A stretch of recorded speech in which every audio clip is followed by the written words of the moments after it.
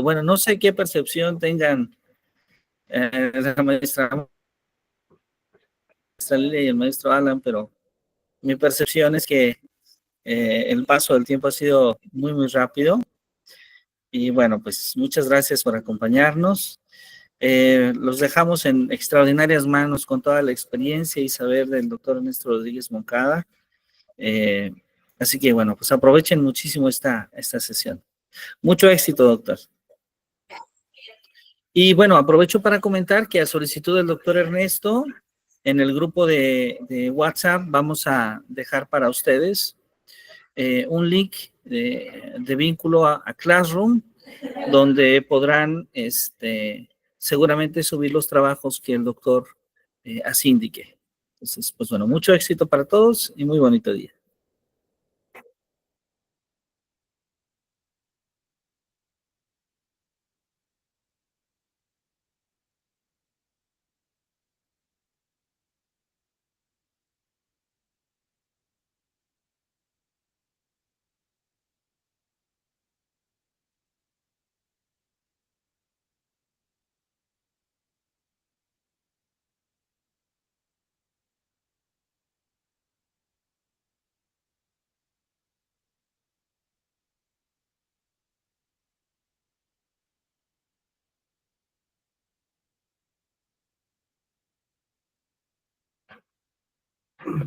Bien, pues vamos a empezar, dado que el tiempo es breve y se va muy rápido.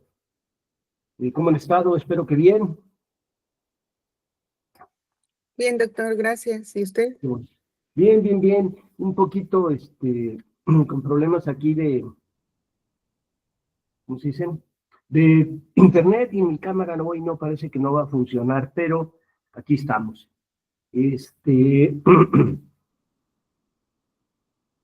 ¿Quién quisiera comentarnos qué quedamos que íbamos a hacer? ¿Cómo está el asunto?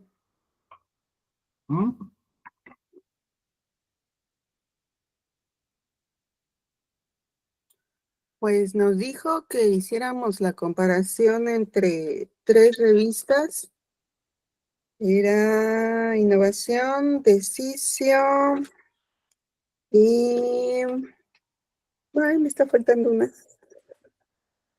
DIDAC, la revista DIDAC. Sí, DIDAC. Y después que leyéramos el primer capítulo. Bueno, ahí me perdí un poco, la verdad ya como que no me encontré si fue el capítulo o el artículo de Morán. De Mardones. De filosofía de las ciencias sociales y humanas. Ajá, esa fue la tarea.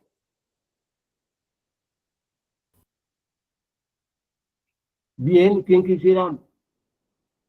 Vamos a empezar por la lectura de Mardones, para luego, a partir de lo que plantea Mardones, comentar sobre las revistas. ¿Quién quisiera comenzar? ¿Qué le pareció el artículo? ¿Le pareció difícil? ¿Qué observó? ¿Qué notó en el planteamiento de Mardones? Yo quisiera comenzar, doctor, si me lo permite. Sí, adelante, Mónica. Gracias. Muchas gracias. Bueno, la obra de Mardones, la verdad, a mí no se me hizo tan sencilla de entender. Tiene su grado de dificultad. Se requiere entender un poco el aspecto filosófico para adentrarse en su lectura, pero logro rescatar algunas situaciones que me parecen de suma importancia. Cuando lo leí, yo me hacía la pregunta que si pueden las ciencias humanas aspirar al mismo modelo de una cientificidad, o sea, de las ciencias naturales, porque creo que esto es lo que nos hace reflexionar. La respuesta obviamente se va entretejiendo a lo largo del artículo, pero nos obliga a repensar ese papel, el papel histórico del sujeto, sus valores, la comprensión de la construcción de su saber. Entonces, yo hice, bueno, igual que Ingrid, tuve confusión acerca de cuál era la lectura, porque había una donde venían 3 posturas, que era la empírico-analítica, la fenomenológico, hermenéutica y lingüística, y había otra que era la postura dialéctica o crítica, o sea, la hermenéutica. Ajá. Obviamente cada una con sus representantes, ¿verdad? Y entonces, pues sí son como posturas que una contradice un poco a la otra acerca de cómo replantear el papel del sujeto. Por ahí tomé algunas anotaciones sobre qué es lo que hacen énfasis, cómo analizan al sujeto y a las ciencias. Por ejemplo, la empírico-analítica, había un predominio de la explicación causal, el uso del método hipotético-deductivo, hablaba de la ciencia como actividad objetiva, algo verificable, hacía énfasis en la lógica y en la predicción, decía que el conocimiento se construye progresivamente. Bueno, eso fue lo que entendí de esa parte. De la fenomenología, hace énfasis en la comprensión desde otra perspectiva de sentido del actor.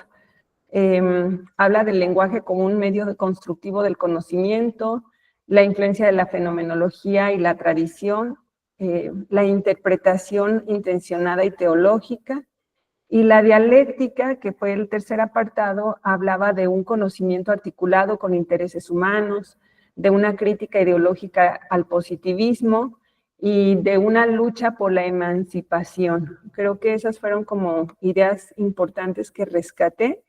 También la praxis como eje del conocimiento y la estructura social como clave del análisis. Bueno, creo que con esto voy a cerrar mi participación. Igual, pues algunos otros compañeros quieran comentar también qué fue lo que leyeron. No, pues bastante bien, Mónica, para de tu comentario del inicio de que se te había hecho complicado, pues bastante bien lo que nos expusiste. En efecto, sintetizo rápidamente para dar la palabra a algún otra u otro, ¿no? Sí, la discusión fundamental es, al principio, la cuestión de la cientificidad de las ciencias sociales respecto de las ciencias duras o ciencias naturales, porque surgieron de ahí. O sea, en la primera ciencia social, la primera denominada ciencia social, fue la sociología y derivó del modelo positivista de las ciencias naturales.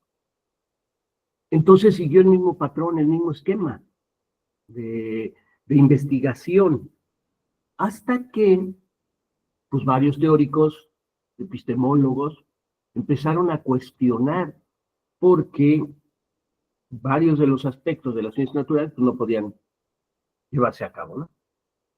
Y de ahí deriva entonces las posturas, ¿no? La analítica, la fenomenológica, hermenéutica, la dialéctica, como las tres últimas como alternativa al positivismo, ¿no? Ahorita profundizamos en ello a partir de lo que dijo Mónica. Muchas gracias por tu participación. ¿Y quién quisiera comentar, continuar?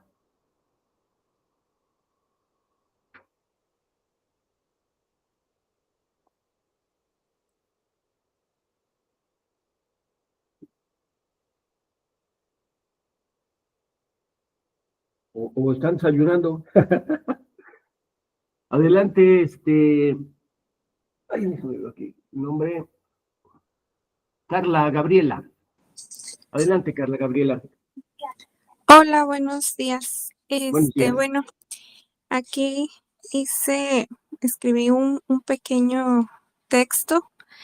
Dice que Mardones en su texto traza el recorrido histórico y filosófico sobre la constante controversia en torno a la cientificidad de las ciencias humanas y sociales.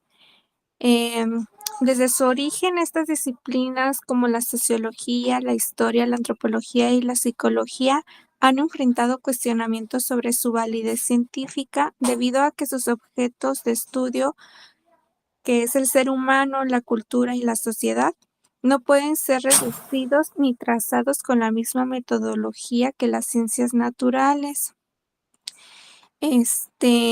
Algunas ideas claves que rescaté es que las ciencias sociales enfrentan una disputa constante por su estatus científico. Existen múltiples formas legítimas de producir conocimientos sobre lo humano. La tensión entre explicar modelo científico y comprender el modelo interpretativo. La epistemología de las ciencias humanas exige apertura, reflexión y diálogo entre paradigmas. Sería todo. Muy bien, muy bien. Fíjense, empecemos a tomar aspectos de diferenciación entonces, ¿no?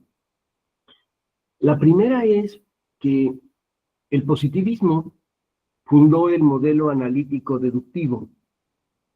Bueno, lo retomó de la historia de la ciencia, del desarrollo de la física, etcétera, lo desarrolló y hizo un planteamiento más sistemático.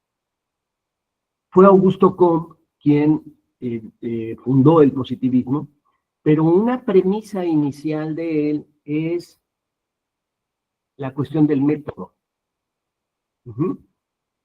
Es decir, para Comte, la cuestión fundamental para decir que algo es científico es la utilización del método científico.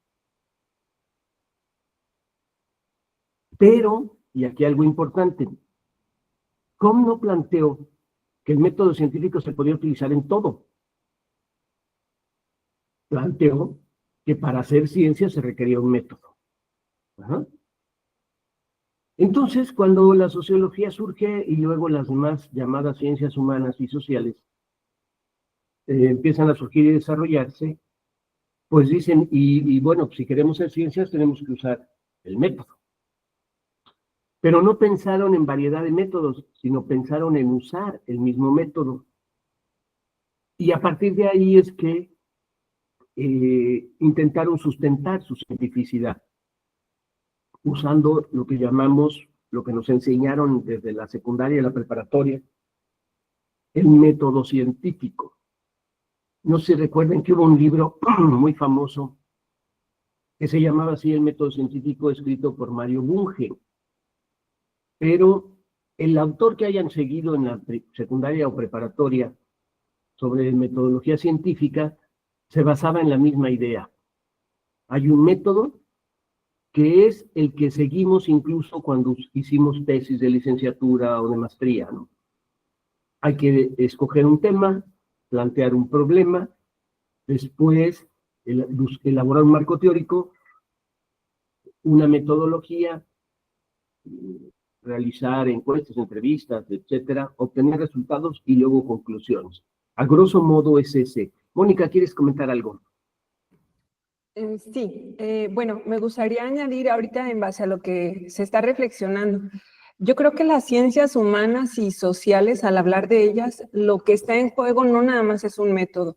Yo creo que es una concepción del ser humano, del conocimiento, de la sociedad. Así es. Si bien pues la ciencia en este campo no puede aspirar como a una neutralidad que caracteriza a esta rigurosidad de las ciencias naturales, más bien hay que reconocer como un carácter más situado, una dimensión más crítica. Y desde mi punto de vista, yo considero que la educación no puede ser comprendida con datos observables, no puede ser reducida a regularidades, más bien requiere interpretación, requiere diálogo, requiere crítica, requiere otra acción transformadora. Y más ahora que hemos estado estudiando el doctorado, doctor Ernesto, como futuros doctores en educación, pues justamente hay que ver la necesidad de una ciencia que no solamente entienda al mundo, sino que contribuya a este proceso de hacerlo más justo. Así es. Sí, sí, tienes razón. De hecho, decía al principio, el debate estaba centrado en el método por el planteamiento de Comte, de considerar el método. Cuando se dan cuenta precisamente que el método no es suficiente, no es la base de la ciencia, es cuando empiezan a retomarse planteamientos filosóficos, que ya ve, también desarrollados en el siglo XIX, como la fenomenología, o tradiciones filosóficas que habían seguido una vertiente más religiosa como la hermenéutica, ¿no? O más filosófico-religiosa como la hermenéutica, ¿no? Ahorita hablo de ellas. Pero entonces, en efecto, viene el cuestionamiento de si realmente el método es lo que va a hacer científico algo, por un lado, y por otro lado, si las ciencias sociales van a seguir esa misma lógica. Entonces, pues los filósofos epistemólogos empiezan a cuestionarlo y empiezan a decir un poco lo que está planteando Mónica, ¿no? De el ser humano es algo más que causa y efecto. Este era otro principio del concepto científico, ¿no? Y que todavía hoy existe. No solo en el positivismo, sino en general en la idea de la ciencia. Hay una causa, hay un efecto, hay una causa, hay un efecto. Entonces, se empieza a ver que en el ser humano, en la actividad humana, histórica, cultural, social, ese principio de causa-efecto no funciona. Los seres humanos no somos máquinas que actuamos a partir de causa-efecto, ¿no? Sin embargo, hubo disciplinas como la psicología en los inicios del conductismo que obtuvieron muchos resultados a partir del principio de causa-efecto. Recordarán Skinner, Thorndike, Watson, de los primeros psicólogos conductistas ampliamente reconocidos, que hablaban del ensayo y error. Y ellos decían que el hombre actuaba un estímulo, una respuesta, un estímulo, una respuesta, lo cual es equivalente a una causa, un efecto, una causa, un efecto. Entonces decían, no, claro que sí, el método causal es ideal para la psicología, ¿no? Pero entonces viene Freud con el psicoanálisis, por un lado, y después vienen los cognoscitivistas y luego Piaget, y empiezan a derrumbar esa idea de la psicología conductista, y entonces dicen, no, necesitamos otras formas de trabajo, otras maneras de desarrollar el conocimiento sobre el ser humano. Pero entonces se pone en juego dos cosas. Una, sí podemos decir que las ciencias sociales y humanas son ciencias. Dos, no son ciencias, pero su conocimiento también es válido. ¿Sí? Entonces son dos cuestiones que están ahí. Algunos van a decir, sí, sí son ciencias, pero tenemos que ampliar su marco. Y otros van a decir, no, no son ciencias, son disciplinas que nos permiten un conocimiento de lo humano, pero no bajo la lógica de la cientificidad. Y entonces es ahí donde la fenomenología, la hermenéutica y la dialéctica crítica aparecen. Las más radicales en ese sentido fueron la fenomenología y la hermenéutica, porque la dialéctica crítica, cuando uno relee o reflexiona sobre Marx, que fue el que desarrolló los principios metodológicos de lo que llamamos marxismo, y la dialéctica, en realidad siguió varios preceptos positivistas, ¿no? El mismo Freud cayó de repente en tratar de explicar causa-efecto, ¿no? Pero ya estaba la crisis, diríamos, de esa visión de ciencia. Entonces, ahorita me meto más en la dialéctica crítica. La fenomenología aparece con Husserl, luego Heidegger, y ya de ahí en adelante toda una serie de filósofos, ¿no? Hoy en día es una de las corrientes filosóficas más fuertes, más sólidas, con muchos adeptos.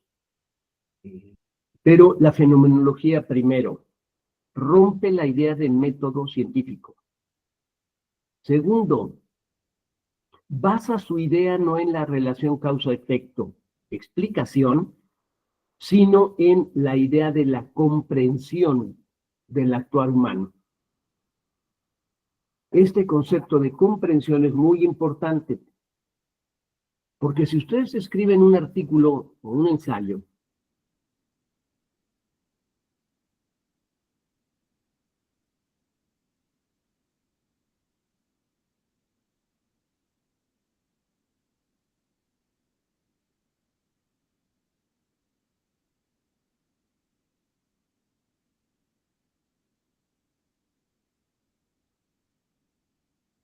que hacer es ya va a abrir la vía de la aceptación de conocimiento social humano a partir del lenguaje. Es decir, lo que las personas dicen sobre su realidad posibilita comprender tu postura ante el mundo. Ese es el planteamiento básico de la fenomenología. Y derivado de eso, y esto también es muy importante en la fenomenología dice, bueno, pero el lenguaje humano, hoy en día, en el tiempo contemporáneo, ya no es un lenguaje puro. Cuando el hombre empezó a hablar, a conocer, a inventar, a crear o construir el lenguaje, pues toda palabra era nueva. Pero ahora no. Ahora las nuevas generaciones, niños, niñas, tienen un lenguaje que ya tiene significados por el entorno social.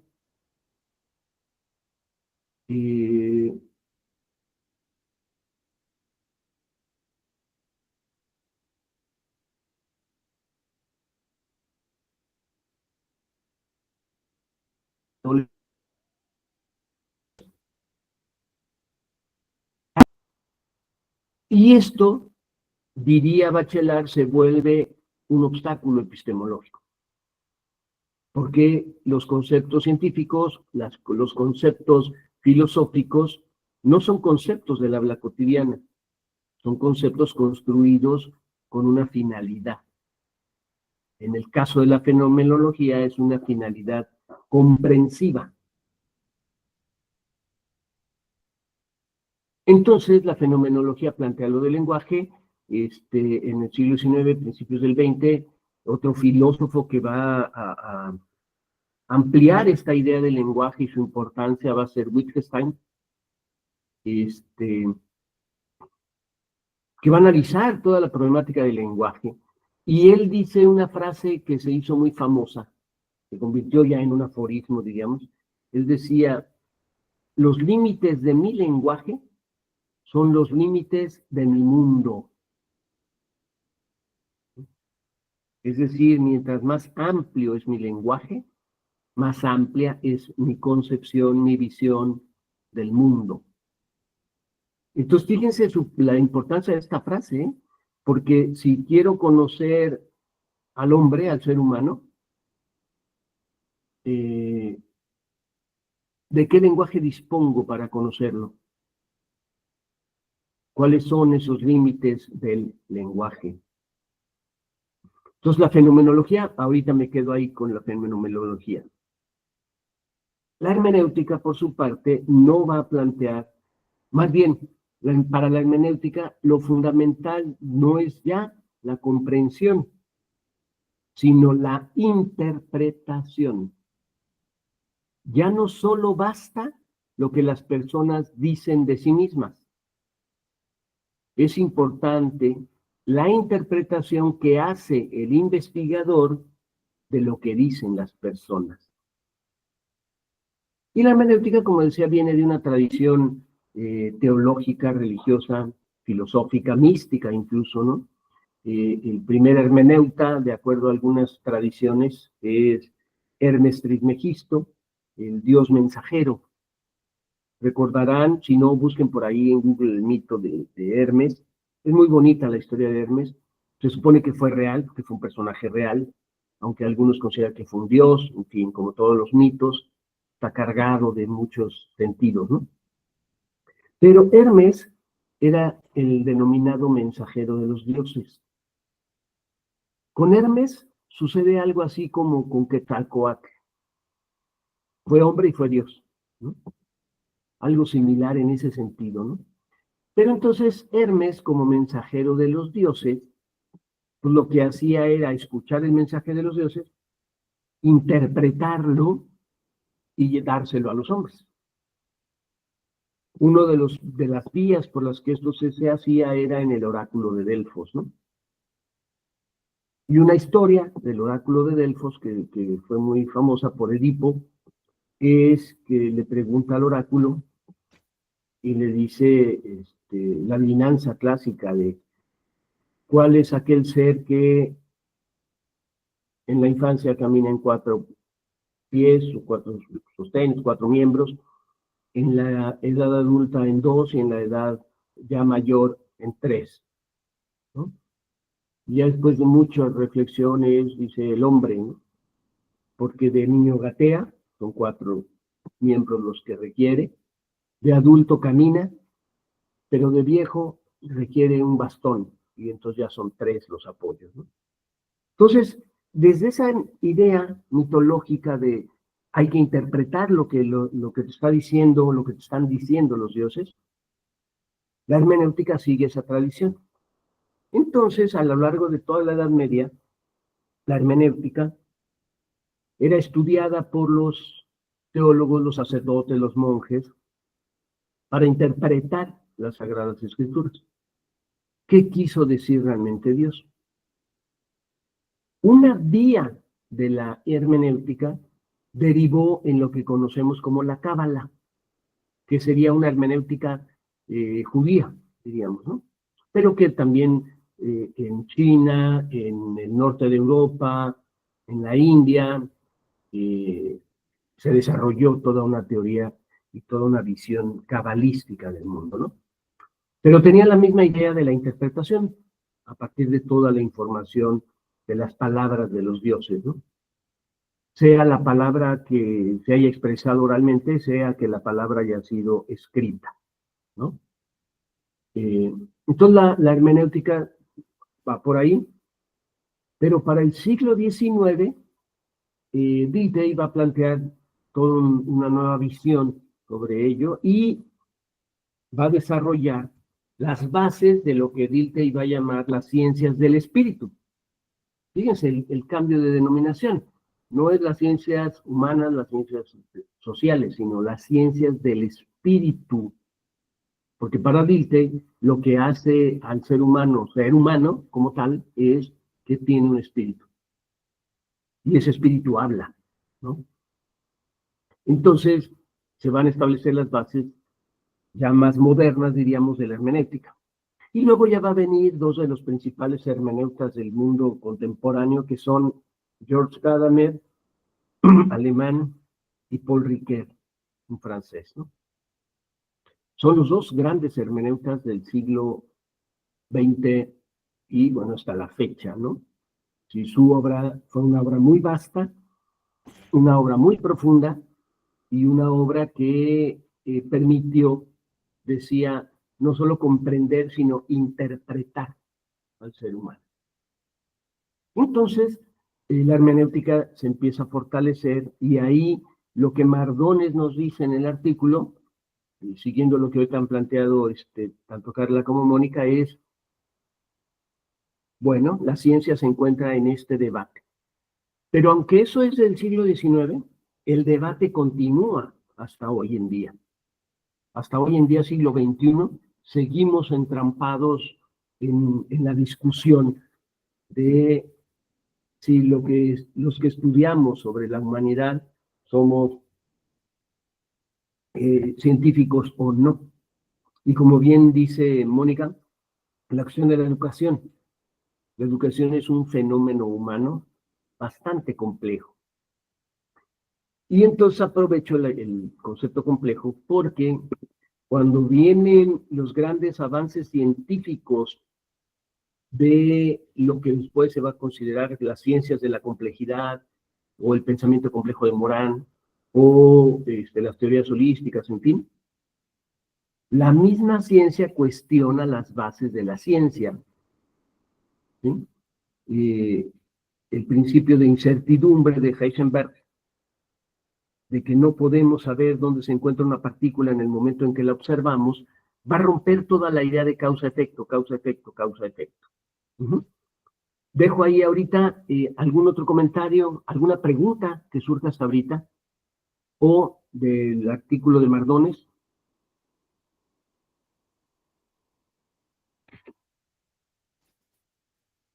Sí, adelante. ¿Quién es? Espérame, déjenme. Adelante, Mayra. Hola, doctor. Buenos días. Buenos Gracias. días. Es muy interesante escuchar todas estas reflexiones que nos hace. En mi caso personal, pues bueno, recuerdo unos datos de la lectura y muy efectivamente es esta parte interesante en donde se deja como que abierta esta posibilidad de poder decidir de alguna manera cómo hacer este tipo de investigación, que no solamente se circunscinda en el hecho de estar trabajando la parte solamente de la causa y el efecto, ¿no? Sino que también ya entra, perdón, todos los elementos que usted ha mencionado.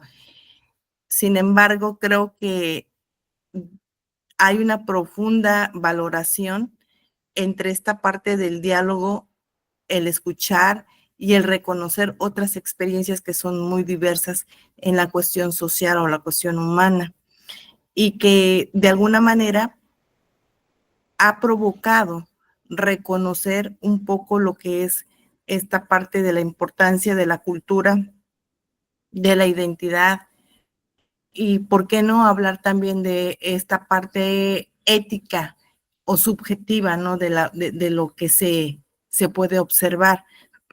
Sin embargo, al escucharle en su disertación, doctor, me hago una pregunta.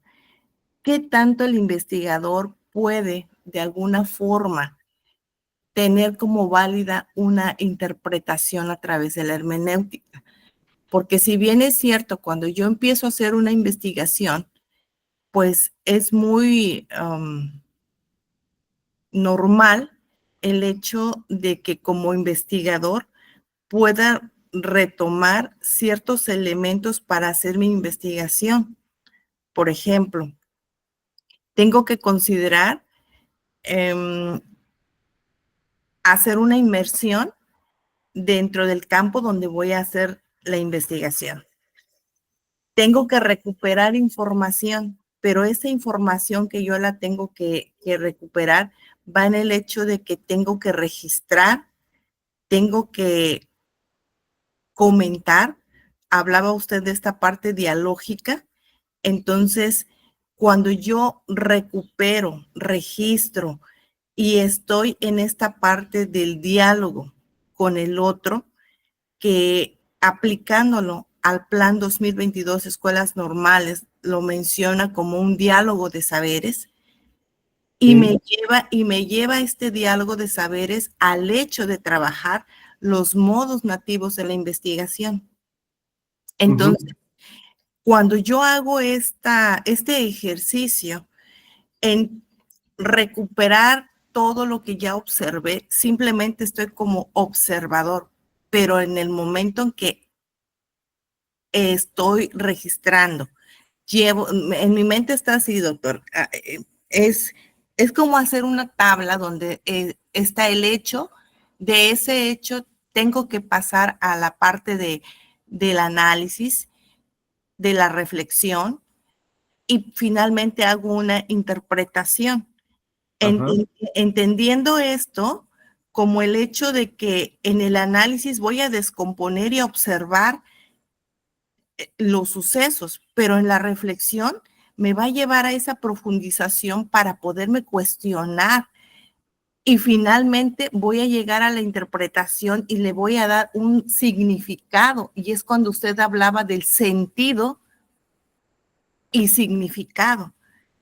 Entonces esto me va a llevar de la mano para entender esas cosmovisiones que se pueden dar desde estos pueblos o de estas comunidades donde yo como investigador tengo que llegar a profundizar en una investigación, y no estoy recuperando una interpretación personal. Ahora se convierte en una interpretación donde la hermenéutica me da este sentido y significado del pensar de la investigación, ¿o estoy mal, doctor? Bien, nada más con una precisión. Empiezo por lo último, la interpretación personal. La interpretación sí es personal. Me explico, es tu interpretación. pero lo que le daría validez a tu interpretación personal es en qué fundamentas y con qué argumentas que tu interpretación es válida.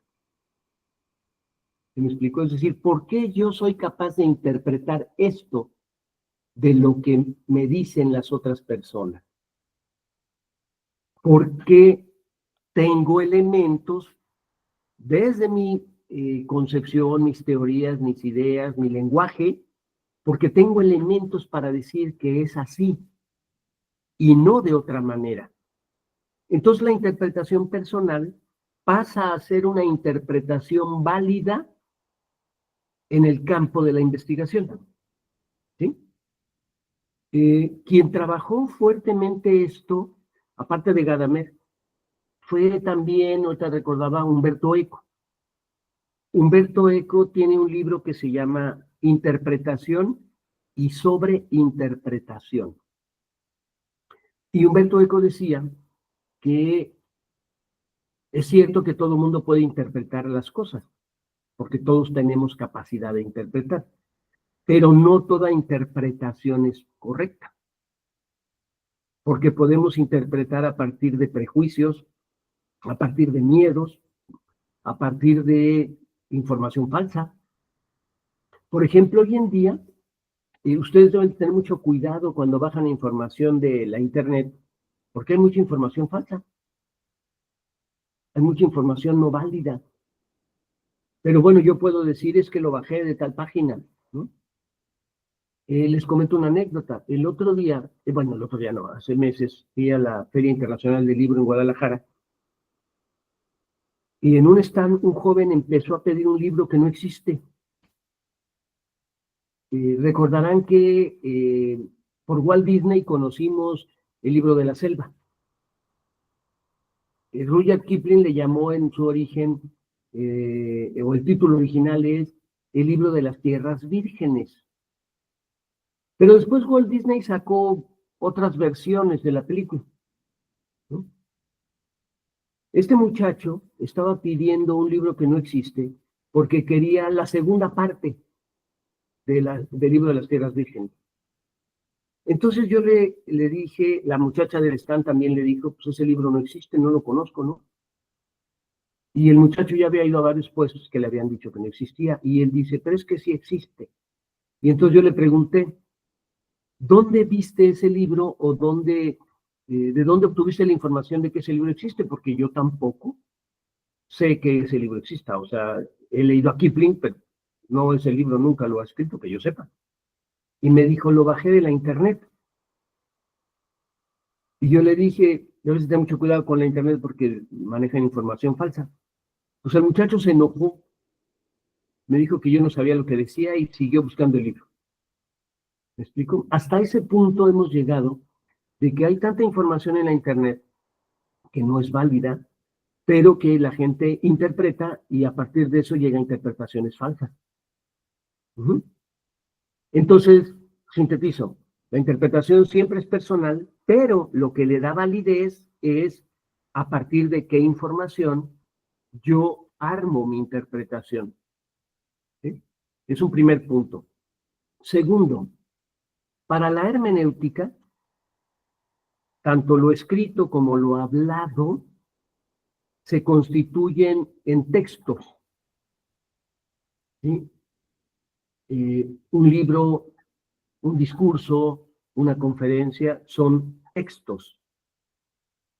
Entonces los textos son lo que yo voy a interpretar. ¿Cómo puedo argumentar que estoy interpretando adecuadamente un texto? Porque cito el texto, como hacen finalmente los investigadores en la ciencia. ¿Sí? Si yo entrevisto a un grupo de personas y 5 de esas personas dicen algo parecido, yo cito eso para decir, por esto yo interpreto esto. Entonces, de ahí deriva la idea, la posibilidad de una interpretación adecuada o más pertinente. Y tercero, un concepto que incorporas, Carla, que es muy importante, tanto en la hermenéutica como en la dialéctica crítica, el diálogo. Pero la palabra diálogo tiene dos sentidos al menos, ¿no? Uno es, la traducción sería de diálogo sería dos logos. Bueno, logo puede ser traducido como razón, logo puede ser traducido como palabra o lenguaje. Cuando decimos que entramos a un diálogo, tenemos que preguntarnos si vamos a dialogar desde la razón o si vamos a dialogar desde la palabra. ¿Por qué? Porque cuando dialogamos desde la razón, es muy difícil aceptar que el otro pueda tener razón, porque yo dialogo desde mi razón.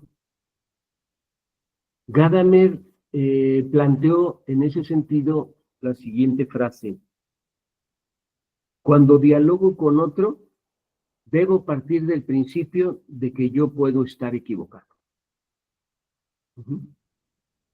Es decir, cuando dejo al otro hablar en el diálogo, yo puedo ser el que esté equivocado, no el otro. Esa es la dificultad interpretativa cuando se dialoga desde la razón. Cuando se dialoga desde la palabra o desde el lenguaje, es más fácil reconocer que el otro puede tener razón, porque ya no me interesa argumentar mi razón, me interesa escuchar la palabra del otro.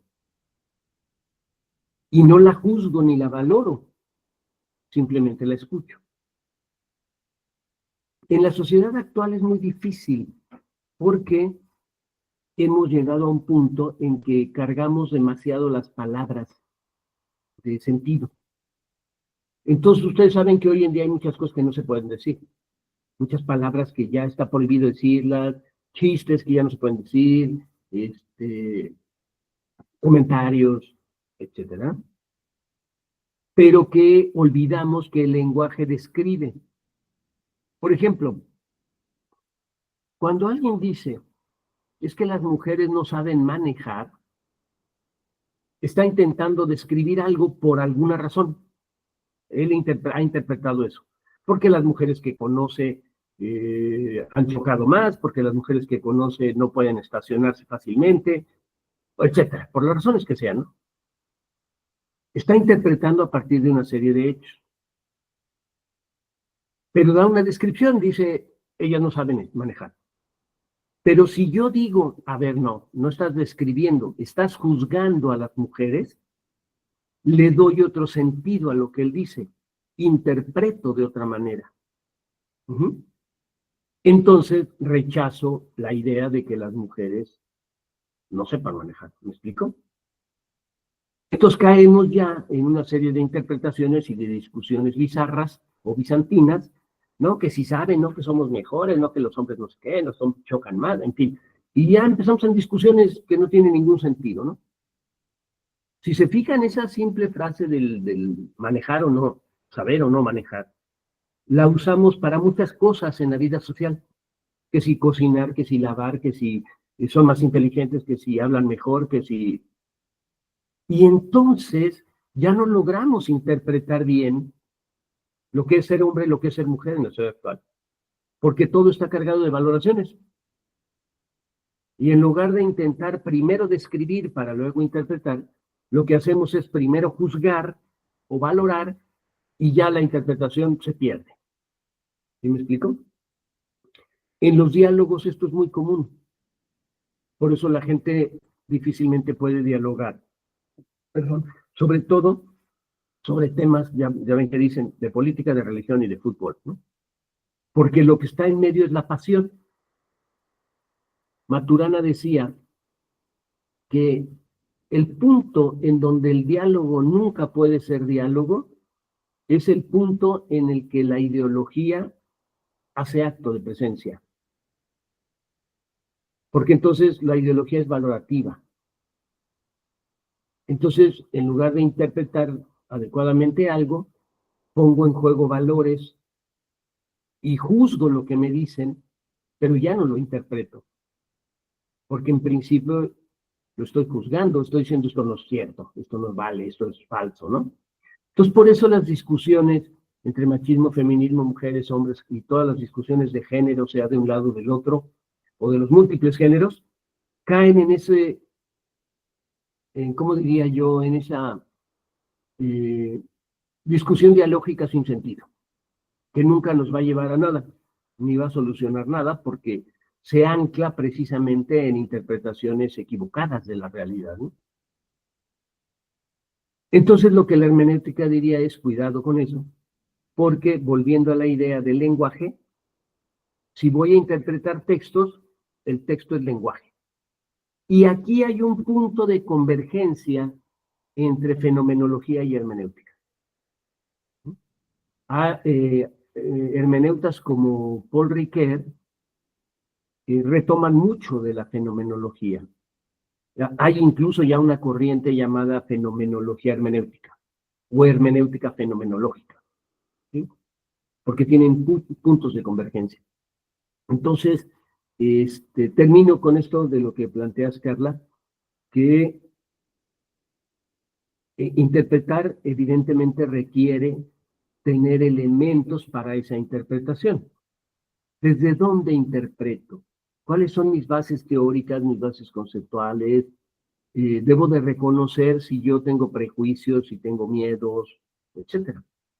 Por ejemplo, una de las teorías más famosas, que es el psicoanálisis, vuelvo a Freud, muy reconocida en el ámbito académico durante años, todavía vigente y todavía reconocida, pues partió de la interpretación de Freud, como judío, de lo que es la mujer y el hombre, ¿no? Todo su complejo de castración, que la mujer sentía la envidia del pene del hombre, que las mujeres eran histéricas porque ellas tienen matriz, etcétera, útero, en fin, todo esto, pues evidentemente es una interpretación muy sesgada, ¿no?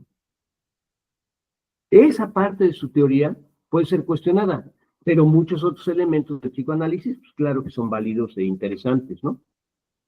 Pero a eso me refiero precisamente cuando tener cuidado en la interpretación. ¿Alguien más tiene alguna pregunta, alguna duda, comentario acerca de la lectura o de lo que estamos comentando?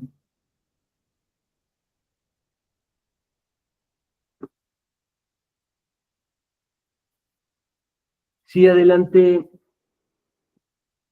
Ingrid. Sí, doctor. Entonces, me surge la siguiente pregunta. Tenemos un problema con esta situación de la interpretación, ¿no? Porque, como usted lo comentaba del caso del joven que estaba buscando el libro, hacerlo cambiar de parecer una vez que él asumió su postura, pues por lo que se ve era algo complicado o prácticamente imposible. Así es. Y entonces, así como él, pues tenemos o habemos muchas otras tantas personas a las que hacerle ver que su interpretación es incorrecta, pues es todo un problema, ¿no? Así es. Y como ello, pues creo yo, igual y me equivoco, debe haber también algunos científicos o algunas personas importantes que se cierran en su mundo, pero a pesar de que, como usted bien lo dice, en algunas ocasiones tienen algunos puntos de vista correctos, también deben de tener algunos puntos de vista incorrectos. Yo justamente me estaba preguntando hace unos momentos, pero ¿y entonces cómo sabemos que lo que estamos interpretando lo estoy interpretando de la manera correcta? Usted decía, bueno, porque debe de tener fundamentos, porque debe de tener fundamentos. Pero aún con todo y eso, yo puedo caer dentro de mi propia filosofía y mis fundamentos pueden no ser correctos, ¿no, doctor? Aún a pesar de ello. Así es. Sí, ese es el gran problema. Volvemos al planteamiento inicial que decía Carla y que decía Mónica sobre la ciencia. Por eso las ciencias humanas y sociales no pueden ser consideradas totalmente ciencia. ¿Me explico? Porque las interpretaciones pueden estar mal fundadas, ¿no?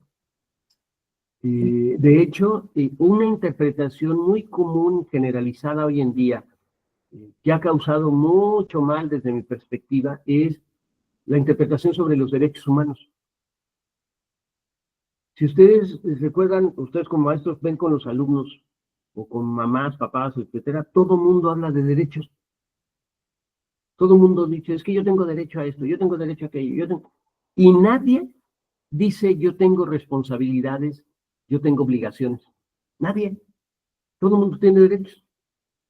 Y apela siempre a los derechos humanos. Es que los derechos humanos dicen que yo tengo derecho a comunicarme, entonces puedo prender mi celular donde quiera, ¿no? Por ejemplo, que son casos a los que yo me he enfrentado. No puede uno sacar a un alumno de un salón porque tiene derecho a la educación, según los derechos humanos, ¿no? Entonces, esa es una interpretación totalmente equivocada de los derechos humanos.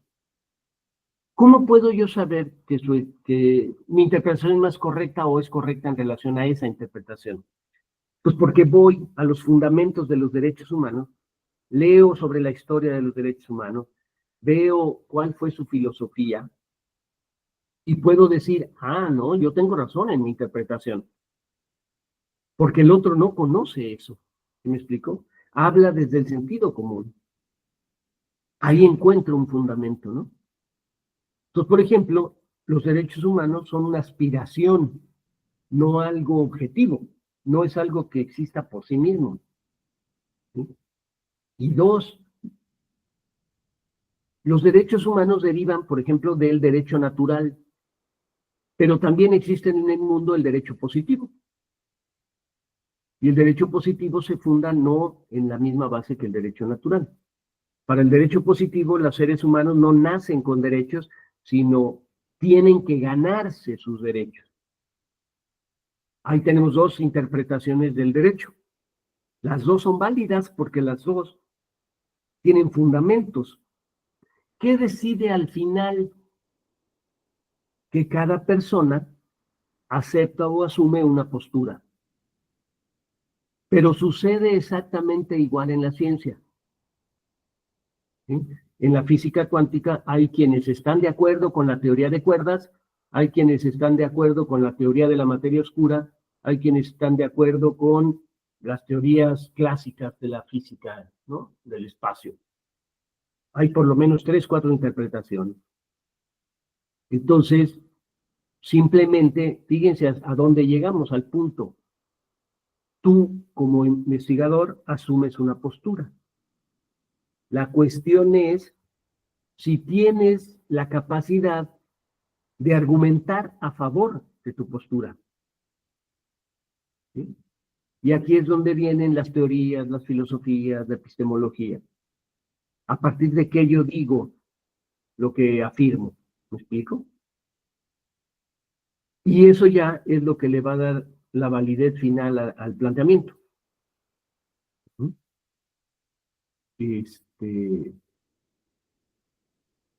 Entonces, vuelvo, se torna una cuestión muy personal. Todos tenemos una postura. El problema en términos académicos es, mi postura tiene fundamento, a partir de que yo fundamento mi postura. A partir de qué autores, de qué información, de qué estadísticas, asumo una postura. Y por eso viene ahí el tener que citar.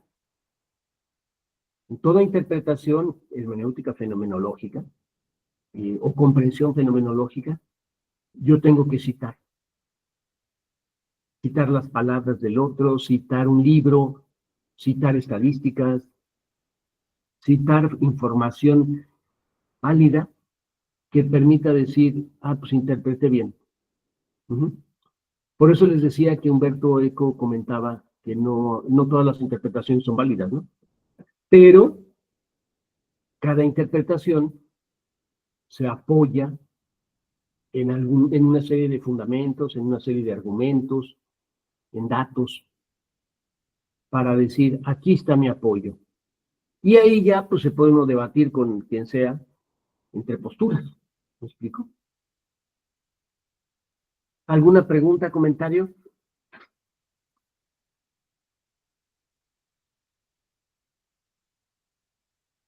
Bien, vamos a hacer lo siguiente. Antes de comentar así abiertamente todos los artículos, los que hayan visto las revistas, a partir de lo que comentamos y de la lectura de Mardones, les voy a dar 15 minutos para que busquen cualquier artículo, el artículo que les llame la atención, que quieran, etcétera, y traten de ver en ese artículo lo que venimos comentando, cuáles son sus argumentos, cuáles son sus fundamentos, a partir de qué afirma lo que afirma, si hay una postura, si se logra ver que hay una postura, etcétera. ¿Sí es claro? Sí, Bien, son las 9 en punto en mi reloj, a las 9:15 regresamos aquí. ¿Vale? sí, doctor. Muy bien. Nos vemos en un ratito. De todos modos, yo voy a estar al pendiente.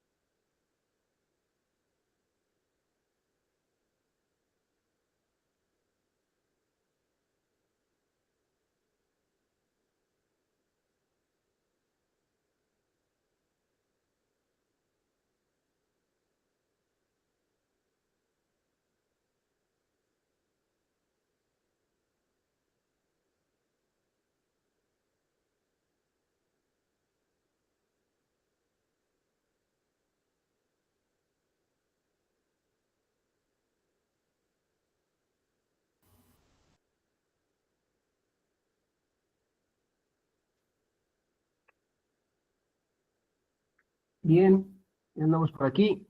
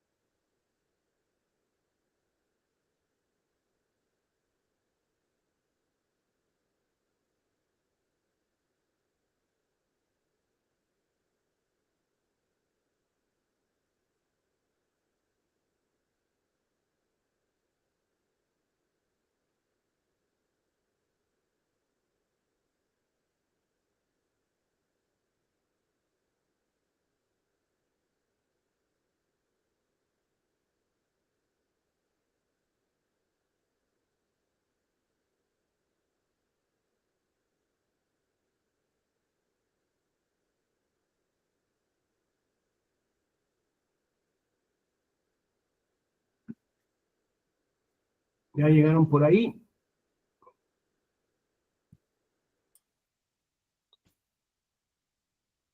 Ya, doctor.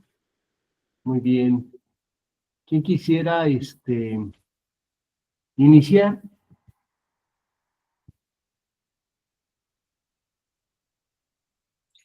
A ver si estoy correcta. Sí, adelante, Ingrid. Eh, yo me encontré, pues, la reseña, porque el artículo como tal, ¿no? Pero desde que hice mi investigación, desde que estaba revisando las revistas, esta reseña me llamó la atención porque se titula Un presente del pasado para el futuro educativo, la curiosidad. Yo Mira, qué siempre, interesante. ¿mandé? Muy interesante el título. Sí, lo que pasa es que, bueno, yo soy físico. Entonces, siempre he pensado que un científico, pues dentro de sus cualidades principales, debe de ser curioso. Sin ello, pues no es nada, ¿no? Y resulta que aquí el autor es Jesús Camacho y menciona que, pues, algunos grandes descubrimientos los ha guiado justamente la curiosidad, como Isaac Newton con su manzana. Decía aquí Alexander Fleming, el que descubrió la penicilina, y Percy Spencer, el que descubrió el microondas, ¿no? El que inventó el microondas.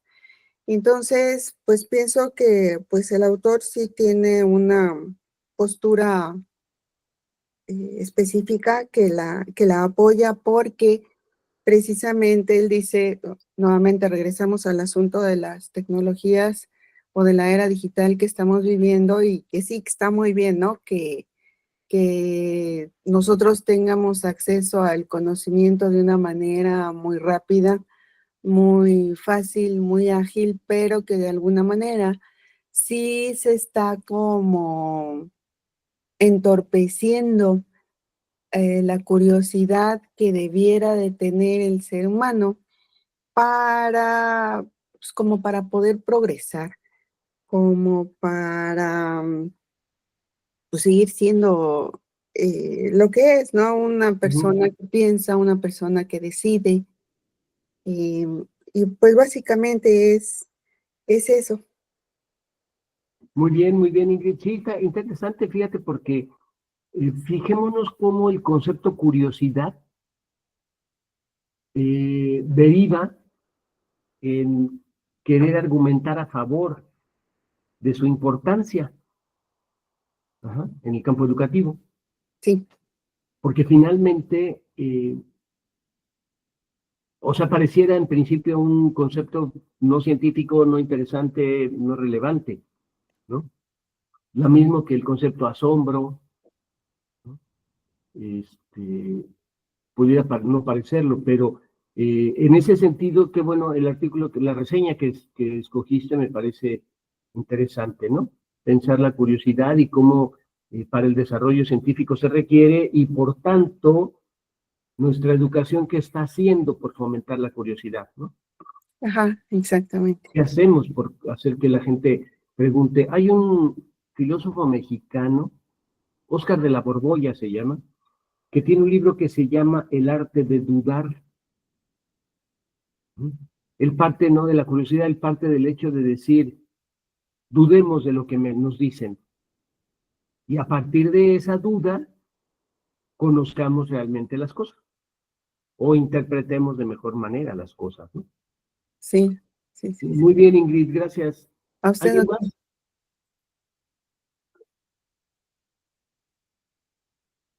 Adelante, Mayra. Mayra. Sí, doctor. Si es que no tengo los lentes puestos. Bueno, encontré un texto que se llama Hermenéutica y Fenomenología. Ah, mira, qué interesante. Ajá. Bueno, aquí habla que el fundador es Edmund Husserl. Y habla de un método descriptivo que pues busca examinar la experiencia como tal, pero también se incorporan presupuestos externos. Y la hermenéutica a partir de Heidegger y de Gadamer, pues agregan esta parte de la dimensión interpretativa. Desde esta perspectiva, entonces, la fenomenología no va a excluir a la interpretación, sino más bien la meta es ir hacia las cosas mismas. Es decir, mientras que la hermenéutica hace esta parte de interpretar lo que es posible o imposible, pues entonces se muestra una comprensión siempre de un horizonte, dice aquí, histórico-lingüístico que debe de ser interpretado. Y bueno, el otro texto que encontré también se llama Hermenéutica y Fenomenología de Whitley. Ahí no sé pronunciar el apellido, doctor, está en inglés. Bueno, en esta habla que la investigación cualitativa actual se combina más bien con otros enfoques, que es la fenomenología y la hermenéutica, y que describen una estructura vivida y luego se interpreta a partir de su contexto, y esto permite captar significados contextuales y subjetivos. Hay otra que se llama Debate sobre la fenomenología estricta, y aquí se argumenta la existencia de una actitud de apertura radical, una suspensión de juicios para describir la experiencia. El otro es la hermenéutica desde la perspectiva. Y el resumen habla que el investigador nunca puede apartarse completamente de sus presupuestos en lugar de ocultarlos, sino más bien se hacen explícitos y revisados críticamente desde un proceso interpretativo. Son los que logré. Ah, muy bien, muy bien. Ah, pues sí, tiene mucho que ver precisamente con lo que estamos ahorita comentando. Y explico un poquito la idea esta que para Husserl fue muy importante, y Heidegger también la va a retomar, del momento, le llaman Dasein, como estar en un estado en el que nos olvidamos de todo para vivir la experiencia, ¿no? Y ahorita, se me fue la palabra, pero ahorita me acuerdo. Bueno, la cuestión es que para la fenomenología es muy importante decir que como ya estamos, decía hace rato, influenciados por el lenguaje, porque cuando empezamos a querer conocer cosas nuevas, realmente ya hay muchas palabras en nosotros, tenemos que mantenernos apartados de eso, decir, a ver, hagamos un stand-by, hagamos un momento de nulifiquemos todo, intentemos o tratemos de nulificar todo aquello que nos hace ruido para tratar de interpretar mejor, ¿no? De comprender mejor. Entonces dice en la fenomenología, sobre todo Husserl, Heidegger y luego los demás, es, a ver, mantengámonos en ese estado que es como la traducción del stand-by, del estarte quieto, de decir, a ver, hasta aquí, mi mente tiene que tener la apertura, como decías Mayra, para conocer. Y de ahí tratar de comprender y luego interpretar, en fin, ¿no? Y eso también, aunque detengo todo, lo hago, la nueva comprensión va a partir del mismo lenguaje. Pero ya un lenguaje que quedó depurado de los ruidos, de los prejuicios, de conceptos equivocados, ¿me explico? Por eso la interpretación o la comprensión a la que se llega es válida o pertinente. Hay un libro, ahorita recuerdo precisamente, que se llama Las nuevas reglas del método sociológico. Las nuevas reglas del método sociológico. Y si mal no recuerdo, el autor es Anthony Giddens, con doble D. Anthony Giddens. Eso lo encuentran ya también en internet ahí fácilmente, ¿no? Ahí ellos hablan precisamente de todos estos nuevos principios fenomenológicos y hermenéuticos para el desarrollo de la investigación en lo que llamamos ciencias humanas, ciencias sociales, ¿no? ¿Alguien más?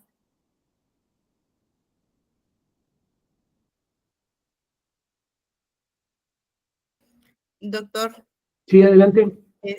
dentro de los textos que compartí hace un momento, encontré algo que es muy relacionado con lo que usted está comentando, porque al hablar de una validación de una interpretación, como lo compartí hace un momento una compañera, que tan válido sea y que no haya sesgos,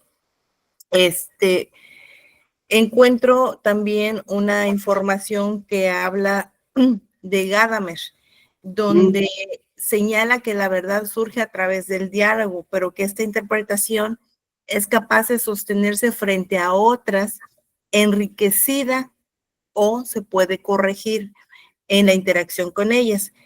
No basta con sentir una interpretación válida, hay que argumentarla, como usted lo comentó hace un momento. Hay que mostrar o demostrar por qué tiene sentido. ¿Cuál sería la base que yo tengo como para tener una evidencia o una teoría que me lleve a una reflexión crítica?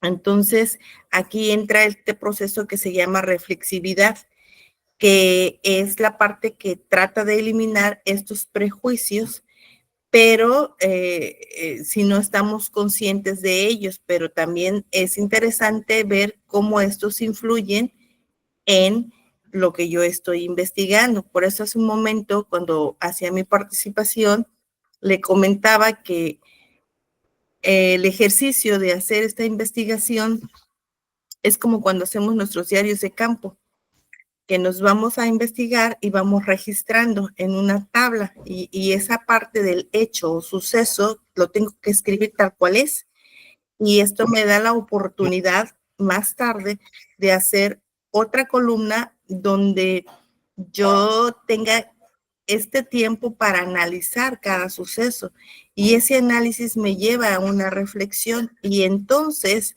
solo entonces ya podría yo decir que después de esa reflexión puedo hacer una interpretación que no me lleve a esos sesgos. Entonces coincido con lo que dice Gadamer, ¿no? Que yo le tengo que dar un sentido, pero teniendo ya una base demostrable o una evidencia que me pueda dar lo que usted habla, un argumento y un fundamento. Así es. Creo que así le estoy comprendiendo. Sí, así es, tienes razón. Y mira, dos cosas. Ahorita que dices, coincido con Gadamer, bueno, si tú escribieras algo sobre esto que dices, entonces citarías a Gadamer, que te daría un fundamento. ¿Me explico? Sí, sí. Sí, sí. Y lo otro, para Gadamer es muy importante el papel de la cultura. Entonces, esto que es histórico, es geográfico también, es temporal, etcétera, es muy importante porque es lo que le da las características a la cultura.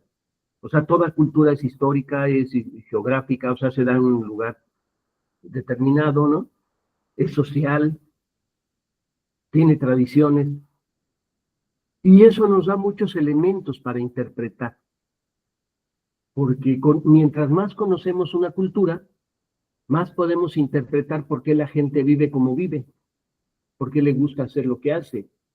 Si me explico, por ejemplo, México, que tiene tantas fiestas, que tiene tantos mercados, que tiene y hace tantas peregrinaciones. Mientras más conocemos la cultura del mexicano, de los mexicanos, las mexicanas, lo que vemos es, lo que logramos es una comprensión mayor. Entonces, cuando hacemos una investigación sobre eso, pues tenemos más elementos para interpretar. Y por último, un concepto que alguien mencionó hace rato, o varias, no recuerdo, es el de experiencia. La experiencia de la investigación es, como toda experiencia, personal. La experiencia tiene varias características. Es personal, nadie más vive mi experiencia. 2, es en un determinado tiempo, espacio específico. 3, no es generalizable. Y 4, tampoco es transferible. O sea, yo no le puedo transferir a nadie mi experiencia. Cada quien tiene que vivir sus experiencias. Ajá. Yo puedo platicar mi experiencia y el otro vive la experiencia de escucharme, pero él tiene que vivir su propia experiencia, ¿no? Entonces, para la fenomenología y la hermenéutica, el concepto de experiencia es muy importante, porque lo que hace que las personas seamos como somos son precisamente nuestras experiencias. Lo que vivimos en la vida, lo que asimilamos, lo que nos parece importante, relevante, ¿no? Muy bien, gracias, Mayra. ¿Alguien más? Sí, doctor. Entonces, esta parte de la que usted habla, podemos decir también que no todo o no va a ser la única verdad lo que yo tenga, sino que va a haber más adelante a lo mejor nuevos estudios, nuevas investigaciones que pueden reforzar o anular mi investigación, porque digo, está bien que argumentemos que esta situación sea algo coherente, una investigación que tenga todos estos elementos como el diálogo y otras cosas o visiones que se den y que tenga esta apertura crítica, ¿no? Al final dejarla así como que abierta para que se pueda revisar o se pueda enriquecer.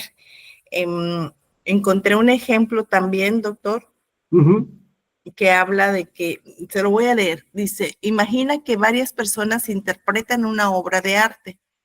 No todas las interpretaciones serán iguales, pero algunas serán más fundamentadas. Número 1, una dice, es bonito porque me gusta. Esto es subjetivo, poco argumentado. Respuesta 2, otra dice, representa la soledad del individuo moderno, como se ven los colores fríos y en la posición del cuerpo. Aquí la interpretación es fundamentada en elementos visuales, contexto y teoría. Punto 3, otra más dice, esta propaganda política.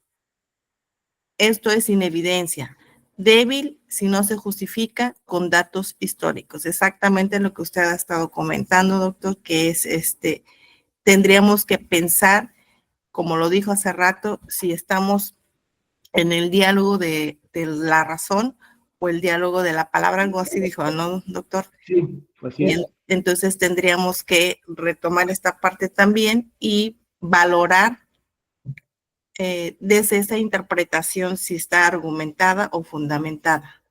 Gracias, doctor. No, a ti, Mayra, sí, en efecto es,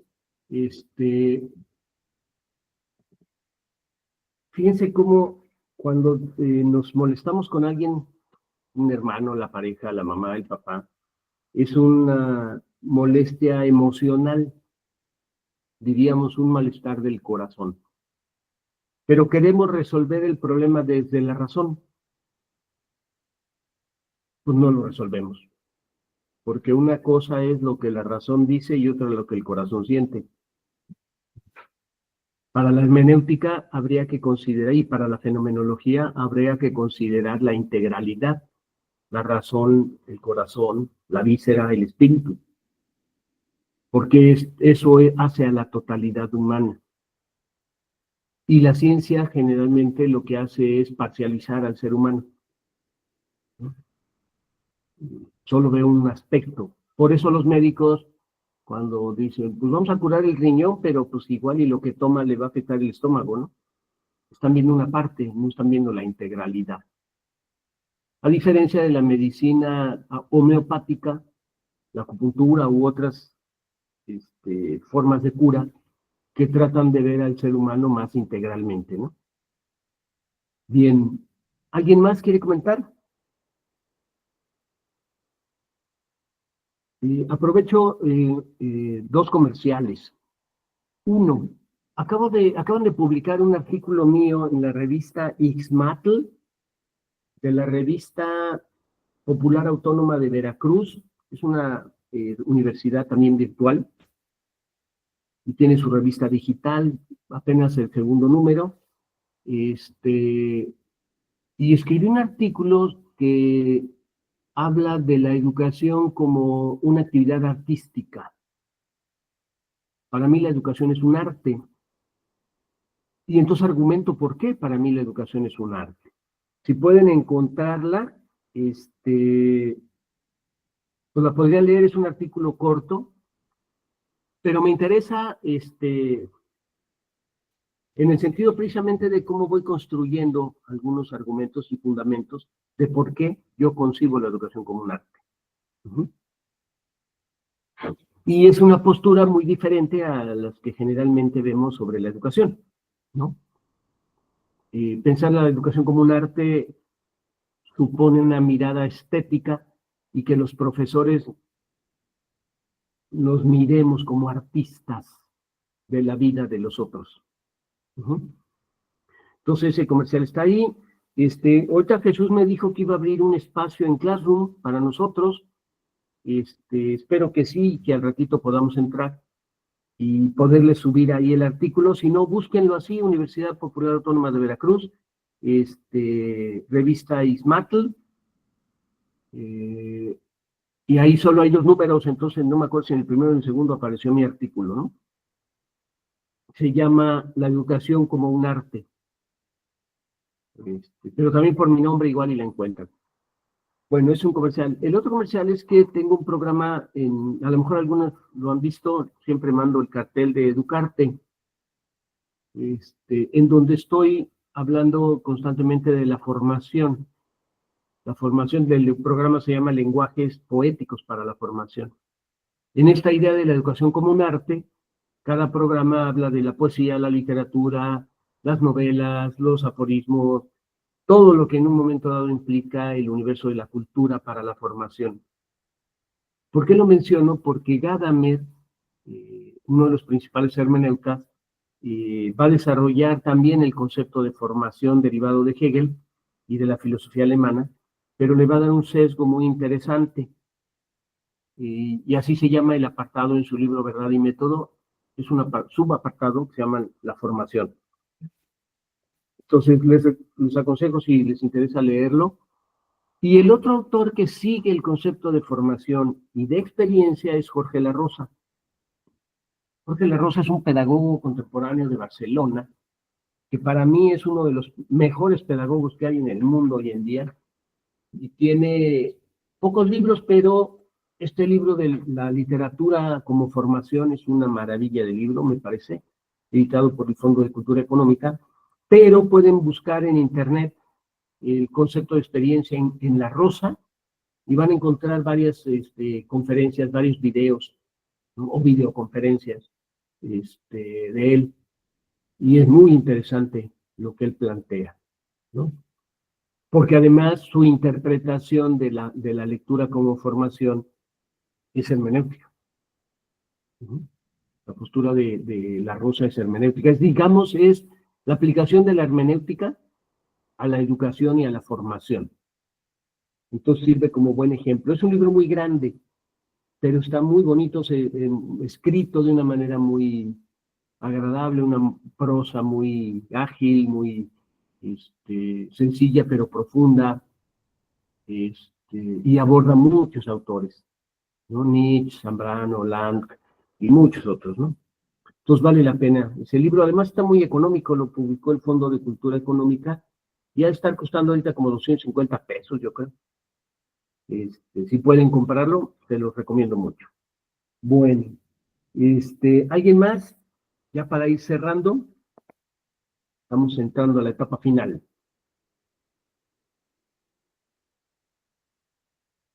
Mientras alguien se anima, y en lo que está lo de la plataforma, les voy a pedir que lean para el siguiente sábado, que es el último, un ensayo de Borges que se llama El idioma analítico de John Wilkins. El idioma analítico de John Wilkins.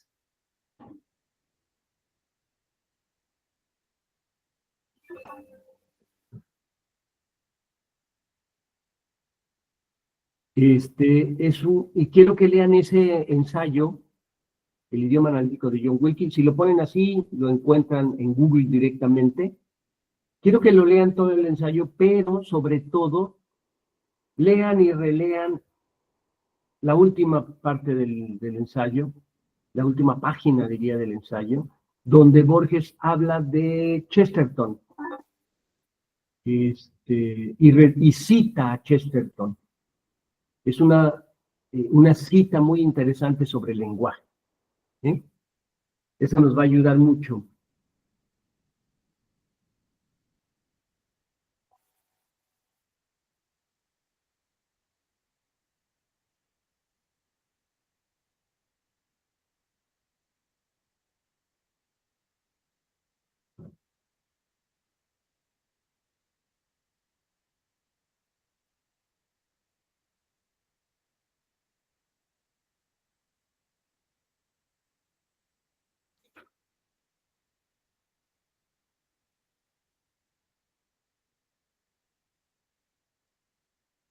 Bien, ¿alguien más? ¿Quién más?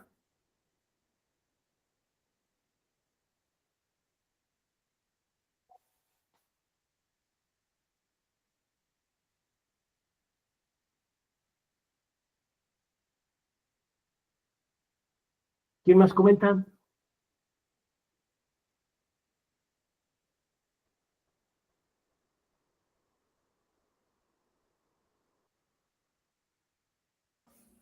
Doctor, entonces en este ensayo solamente es leer, situarnos en la última parte para hacer alguna reflexión y comentarla la próxima sesión. Sí, así es, porque Perfecto. ahí la reflexión va a ir en torno del lenguaje, vamos a profundizar la cuestión del lenguaje, y dos, cómo argumenta. Ajá.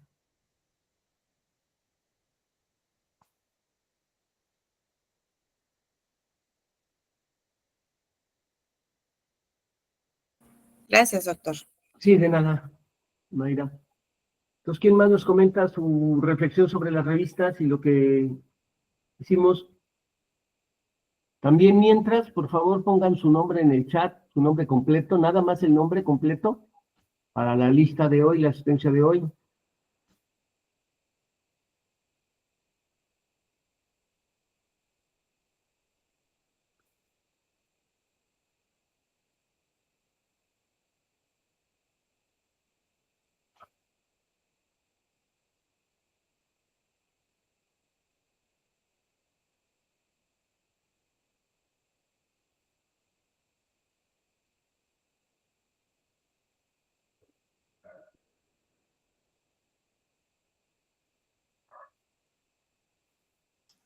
Doctor, tengo una pregunta. Sí, adelante. Regresando al asunto de la interpretación, si estoy haciendo una investigación y obviamente Ajá. tengo que hacer la interpretación, ¿entra también o es válido considerar que también la honestidad tiene que ver? Es que mire, pregunto por el siguiente asunto. Cuando Ajá. cuando nosotros en clase, en laboratorio en específico, estamos haciendo ahí alguna práctica, los jóvenes luego me dicen, maestra, pero es que no da o no se obtuvo lo que se esperaba. Y yo siempre les digo que debemos de ser honestos con los resultados que obtenemos y que si no salieron, pues es porque algo pasó y que nosotros debemos de encontrar las razones por las que no sucedió lo que yo esperaba. Ajá. Entonces, yo me preguntaba, dentro de mi interpretación de una investigación, también es importante la honestidad, ¿no? Así es. La cuestión ética de la investigación, lo vamos a plantear con más profundidad la próxima semana, es fundamental, porque algo que también la fenomenología y la hermenéutica van a plantear es lo que la investigación, como dije, los resultados de la investigación no necesariamente tienen que coincidir con lo que yo pensaba. En la investigación fenomenológica y hermenéutica no hay hipótesis a comprobar. De lo que se trata es de ver qué resulta. En la investigación científica generalmente se quiere comprobar la hipótesis, pero resulta a veces que la hipótesis no se comprueba, por la razón que sea, por fallas metodológicas, por errores, por miles de variables, digamos, ¿no? Sí. Entonces el investigador tiene que decir, bueno, mi hipótesis no resultó cierta, pero puedo concluir esto. Algo se concluye de eso, ¿me explico? Sí. Y por otro lado, hay investigadores que fueron reconocidos en algún momento dado en la historia de la ciencia, que falsearon datos. O sea, eso sí se ha dado incluso en la ciencia positiva, ¿no? Ajá. Por ejemplo, hubo un investigador, ahorita no tengo el referente bien claro lo sacó la revista Ciencia y Desarrollo del CONACYT hace años, de un investigador que estaba queriendo probar las leyes de Mendel. Recuerda, ¿no? Lo de las leyes de Mendel, de la herencia, ¿no? Y que había recesividad y etcétera, ¿no? Bueno, este investigador pintó ratones porque no le salían los resultados como él esperaba, siguiendo la teoría, y entonces lo que hizo fue pintar los ratones para que salieran los ratones con manchas y ratones sin manchas y así, ¿no? Y publicó y todo, y se lo publicaron revistas científicas. Le dieron algunos reconocimientos y demás, pero ya después de algunos años, pues alguien se puso a investigar más a fondo y descubrió la falsedad del hecho, ¿no? Pero así como él, hay otros. Sí. Por último, no sé si oyeron la discusión sobre si Plutón era planeta o no. Bueno, pues finalmente fue una decisión de consenso. O sea, los científicos, como no llegaban a datos suficientes, dijeron, bueno, vamos a hacer lo siguiente, vamos a votar. ¿Quiénes estaban a favor de que Plutón es un planeta? Y otros, ¿quiénes están en contra? Y así fue como decidieron que Plutón no era planeta. ¿Me explico? Entonces, o sea, la ciencia también se vale luego de cosas que uno esperaría que no sucedieran, pero sucedió. Ya después volvieron a discutir y todo, y entonces quedaron que para uno sí es planeta, para otro no es planeta, etcétera, ¿no? Pero, o sea, lo que quiero decirles con esto es que los científicos también a veces, cuando no encuentran respuesta, pues acuden a métodos que no esperaríamos, ¿no? Como muy científicos o no son muy científicos para poder llegar a alguna conclusión. Por ahí pueden también investigar el caso de Plutón y van a ver, estuvo muy interesante, ¿no? Bien, ¿alguien más? ¿Nadie más revisó artículos?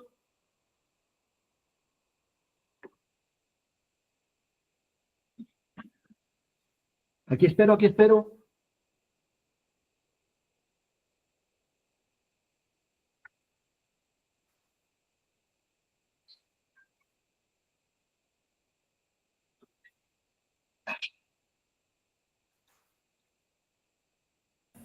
Doctor, Sí, adelante, Mayra.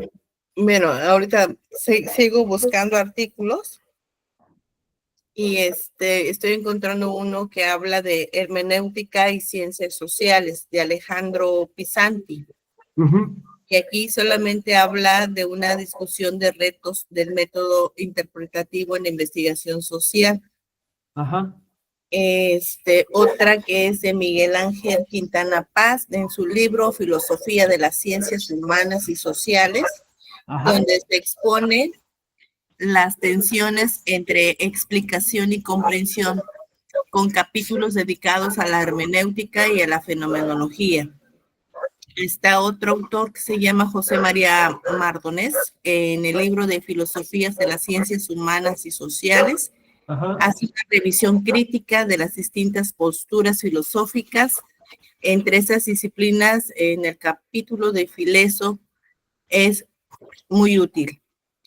Otro libro es de Carlos Beorlegui, en el libro Historia del Pensamiento Filosófico y Científico, volumen 2. Habla del panorama histórico filosófico de las corrientes desde Husserl hasta Gadamer y más allá. El último que estoy encontrando es Martín Opellán, Openay, en el libro Ni Apocalípticos ni Integrados. Aventuras de la modernidad en América Latina.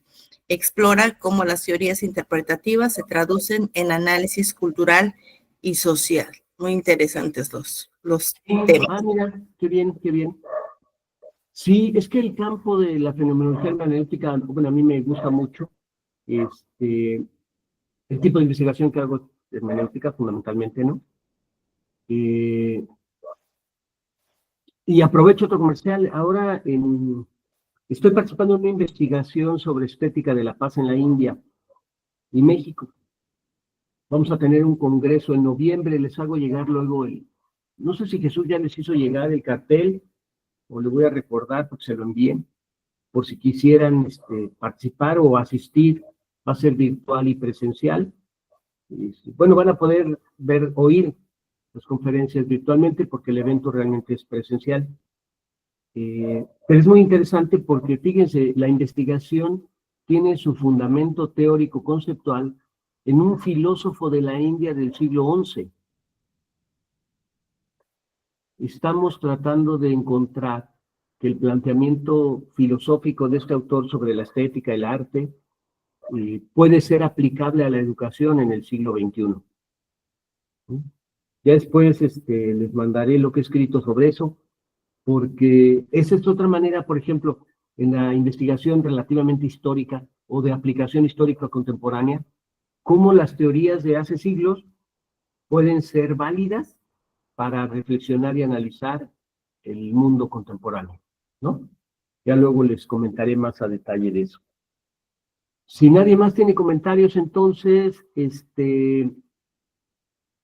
nos vemos la próxima semana, ya para cerrar. Voy a esperar lo que me diga Jesús de la plataforma, espero que ya esté para que ahí pueda mandar comentarios. Si no, le voy a decir a Jesús que abra un WhatsApp para el grupo y poderles ahí mandar comentarios y alguna, pues aquí anda Jesús, alguna otra cuestión, ¿sale? Hola, doctor, qué gusto saludarlo. Ya está el grupo de Classroom. Perfecto. Por ahí me permití compartir en el grupo de WhatsApp, ya lo incluimos a usted, doctor. Gracias. También en el grupo de WhatsApp, y ahí ya aparece el link de la clase del doctor Ernesto. Nada más vamos a aceptar ser alumnos y eso es suficiente para que puedan ingresar al Classroom. Dale. ¿Me lo mandas también a mí por correo, por favor? Claro que sí, con mucho gusto, doctor, y muchos saludos para todos. Gracias, igualmente, Jesús, nos vemos pronto, ahora en la Hasta luego, nos graduación. vemos. Dale, Claro, dale. ya nos veremos presencialmente por allá. Vale. Órale, pues bonito fin de semana, buen provecho a todas y todos, y nos vemos entonces en 8 días. Cuídense mucho. Que lo pasen muy bien, muy bonito fin de semana, hasta luego. Gracias, Hasta doctora. luego. Hasta luego. Gracias, doctora. Gracias, doctor. Bonito fin de semana. bonito fin de semana para todos.